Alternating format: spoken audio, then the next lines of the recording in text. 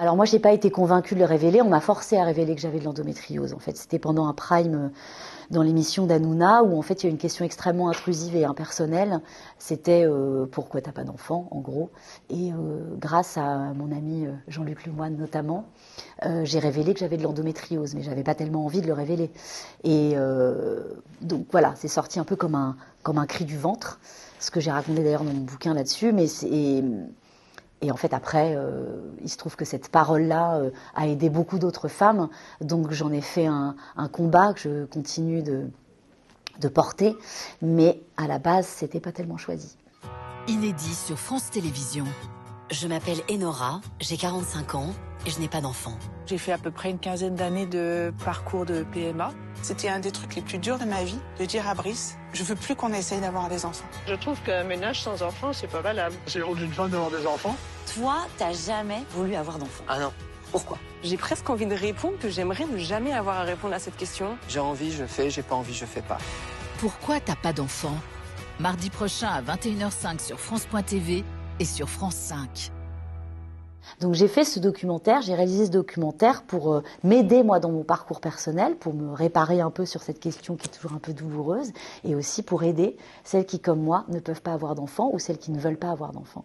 Et justement, comment ce film vous a aidé? Ce film, il m'a aidé parce que j'ai rencontré des femmes qui, elles, assument ou se sont réparées sur ces questions-là, et ça m'a donné sacrément un coup de pouce, voilà.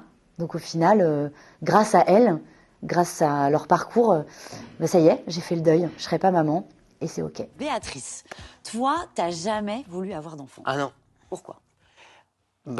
Pourquoi? Parce que ma vie, moi, perso, elle passe bien avant. Tu prends perpète. J'ai rien fait pour prendre perpète. Non, non. C'était important pour vous d'avoir ces voix de personnalité? Alors oui, parce que déjà, on a toujours besoin de rôle modèle. Moi, par exemple, quand j'en ai cherché, parce qu'à l'époque, les femmes sans enfants ne parlaient pas trop. Il se trouve que les deux seules personnes qui m'ont inspirée, c'était Marianne James et Béatrice Dalle. Béatrice Dalle, dans un premier temps, qui l'a dit vraiment aux années 90, puis Marianne James.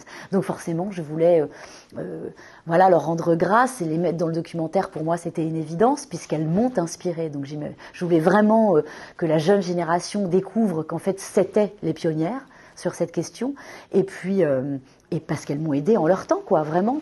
Donc, ça paraissait naturel de les mettre dans le doc. Je pense que c'est un peu égoïste, hein, parce que je crois que dans la vie d'un couple, il faut au moins un enfant. Ça donne un but dans la vie.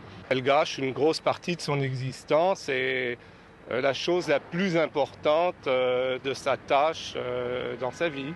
Pourquoi, selon vous, ça reste toujours tabou et pourquoi il y a toujours ce regard sur ces femmes? Je pense que le tabou perdure encore un peu parce que c'est ancestral, cette injonction. La femme a toujours été faite pour être mère, parce que nous avons toujours, depuis tout temps, commenté le ventre des femmes. Et d'ailleurs, même quand elles ont des enfants, quand elles ont un enfant, rapidement, la question d'après, c'est à quand le deuxième? Laissez-les déjà souffler sur le premier. Donc on commente le corps des femmes, le ventre des femmes depuis toujours. C'est ça qu'il faut arriver à déconstruire, je crois. Qu'elles veuillent ou qu'elles ne veuillent pas avoir d'enfants. En fait, il faut arrêter de vouloir avoir un ascendant sur le destin des femmes. Nous gérons nos propres destinées. Je suis Karine, j'ai 51 ans.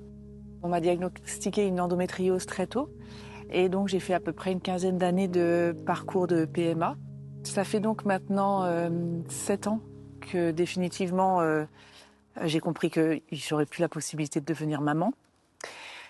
Très compliqué, parce que c'était précisément là où je ne voulais pas être. De rencontrer ces femmes qui, comme moi, n'ont pas pu avoir d'enfants, et d'entendre des histoires similaires à la mienne, des souffrances similaires, des angoisses similaires, ça fait un bien fou. On ne se sent pas seul, et on se sent même beaucoup plus forte après.